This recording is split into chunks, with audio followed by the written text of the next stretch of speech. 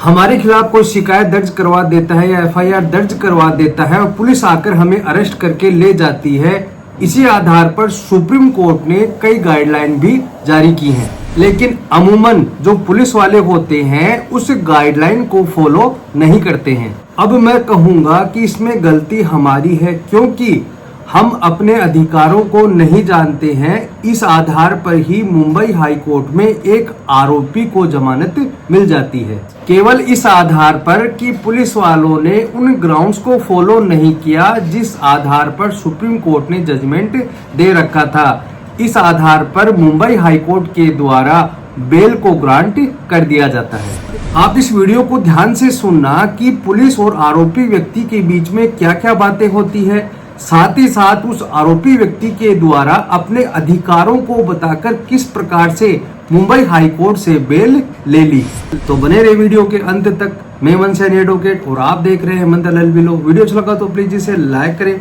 अगर आप चाहते हैं कि ऐसे ही वीडियो मैं आपके लिए लाता रहूं तो प्लीज चैनल को सब्सक्राइब जरूर से कर दें। इस वीडियो में आज मैं आपको यह बताऊंगा कि जब पुलिस आपको गिरफ्तार करने आती है तो उससे पहले आपके क्या अधिकार है और उस पुलिस वाले को क्या कानून फॉलो करना चाहिए। साथ ही साथ मैं आपको यह भी बताऊंगा कि मुंबई हाई कोर्ट का यह लेटेस्ट जजमेंट क्या है। वह जजमेंट है महेश पांडुरंग नायक वर्सेस स्टेट ऑफ महाराष्ट्र, 18 जुलाई 2024 का यह जजमेंट है।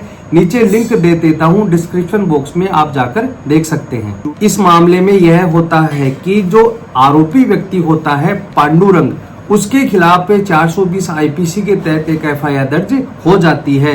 एफआईआर दर्ज होने के बाद 22 फरवरी 2024 को पुलिस वाले उस व्यक्ति को गिरफ्तार करके ले जाते हैं। जैसे ही आपको पता है कि गिरफ्तार करने के बाद 24 घंटे के अंदर नियरेस्ट मजिस्ट्रेट के सामने पेश करना होता है।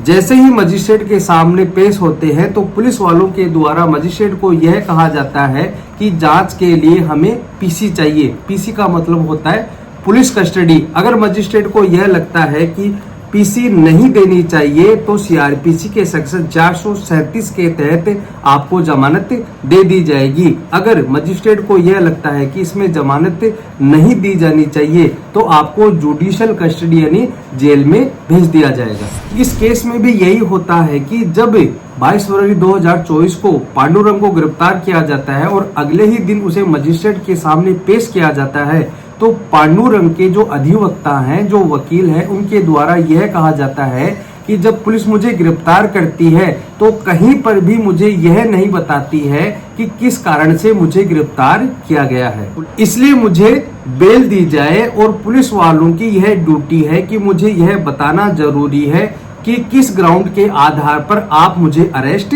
कर रहे हैं। ऐसा बिल्कुल भी नहीं हो सकता है कि एक पुलिस वाला घर पर आता है या कहीं पर आता है और यह कहता है कि आपके खिलाफ एफआईआर दर्ज है और आपको अरेस्ट करके ले जाता है। यह बिल्कुल ही गलत है और सुप्रीम कोर्ट के जजमेंट का वायलेशन है। लेकिन मजिस्ट्रेट के द्वारा दोनों पक्षों की बहस सुनने के बाद आरोपी व्यक्ति की जो अर्जी है उसे खारिज कर दिया जाता है और आरोपी व्यक्ति होता है वह जाता है मुंबई हाई कोर्ट के पास और एक रिट पिटीशन लगाई जाती है। और हाई कोर्ट में जाकर यह कहा जाता है कि जो ये गिरफ्तारी की गई है वह बिल्कुल ही गलत है। इंडियन कॉन्स्टिट्यूशन के आर्टिकल 22 और सीआरपीसी के सेक्शन 50 के तहत इसमें यह बताया गया है कि अगर आप किसी व्यक्ति को गिरफ्तार करने जाते हैं तो गिरफ्तारी का कारण और ग्राउंड उसमें बताने होंगे। आपको गिरफ्तार क्यों किया जा रहा है, आपको गिरफ्तारी के ग्राउंड नहीं बताए जा रहे हैं तो यह आपके संवैधानिक अधिकारों का उल्लंघन माना जाएगा। मुंबई हाईकोर्ट के द्वारा सरकार को यानी पुलिस को नोटिस जारी किए जाते हैं और पुलिस के द्वारा यह दलील दी जाती है कि जिस व्यक्ति को हमने गिरफ्तार किया था उसे ग्राउंड बताया था और यह भी बताया था कि किस कारण से आपको गिरफ्तार किया जा रहा है। आप ऐसे कैसे बोल सकते हैं कि हमने कुछ भी नहीं बताया। हाईकोर्ट के द्वारा दोनों पक्षों की बहस को सुनने के बाद यह कहा जाता है कि सुप्रीम कोर्ट का एक जजमेंट है पंकज बंसल वर्सेस बनाम यूनियन ऑफ इंडिया।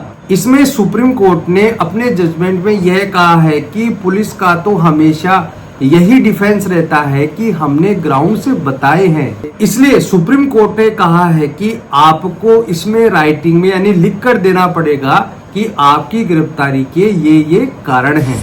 तो हम आपसे यानी पुलिस वालों से यह पूछते हैं कि आप ऐसा कोई भी डॉक्यूमेंट हमें दिखा दो जिससे यह साबित हो सके कि आपने गिरफ्तारी के ग्राउंड बताए हैं। पुलिस यह बात बताने में फेल हो जाती है और ऐसा कोई भी डॉक्यूमेंट पेश करने में असफल हो जाती है। अब मुंबई हाईकोर्ट के द्वारा यह बिल्कुल क्लियर कह दिया गया है कि सुप्रीम कोर्ट का यह जजमेंट भी है पंकज बंसल बनाम यूनियन ऑफ इंडिया, इसमें क्लियर कहा गया है कि पुलिस वालों को लिखित में कारण देने होंगे। इसी आधार पर मुंबई हाईकोर्ट के द्वारा पुलिस को यह कहा जाता है कि आपकी पुलिस डायरी में भी ऐसा कोई भी डॉक्यूमेंट नहीं है जिसके आधार पर यह पता चल सके कि आपने आरोपी व्यक्ति को क्यों गिरफ्तार किया है, न ही आपने लिखित रूप में कोई ग्राउंड दिए हैं और आपने इस प्रोसीजर को भी फॉलो नहीं किया है। तो इस आधार पर हम आरोपी व्यक्ति को बेल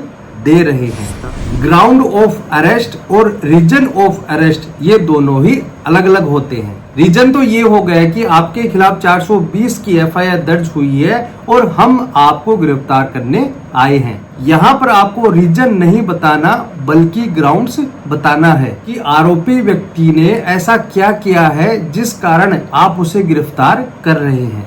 अगर पुलिस वाले इस रीजन को लिखित में यानी रिटन में नहीं देते हैं तो आप इस जजमेंट का फायदा उठा सकते हैं। मुंबई हाईकोर्ट के द्वारा दोनों पक्षों की बहस सुनने के बाद और पंकज बंसल के जजमेंट को डिस्कस करने के बाद केवल इस आधार पर कि पुलिस ने ग्राउंड को फॉलो नहीं किया, इस आधार पर पांडुरंग को बेल दे दी जाती है।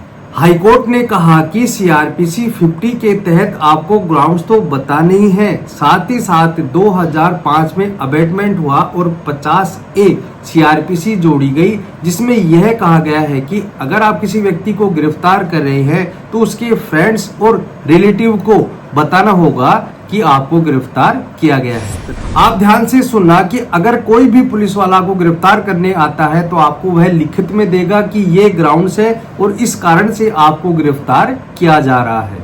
गिरफ्तार करने के बाद फ्रेंड्स और रिलेटिव को नहीं बताते हैं तो उनके द्वारा कानून का वायलेशन किया जा रहा है। अगर ऐसा नहीं करते हैं तो हाईकोर्ट में जाकर रेट पिटिशन लगा सकते हैं और उस गिरफ्तारी को इलीगल साबित करवा सकते हैं और बेल का लाभ ले सकते हैं। तो दोस्तों आज के लिए इतना ही। वीडियो अच्छा लगा हो तो प्लीज इसे लाइक करें। अगर आप चाहते हैं कि ऐसे इंटरेस्टिंग वीडियो मैं आपके लिए लाता रहूं तो प्लीज लाइक और चैनल को सब्सक्राइब जरूर से कर दें और ज्यादा से ज्यादा लोगों को शेयर करें ताकि उन्हें अपने अधिकारों का पता चल सके। धन्यवाद।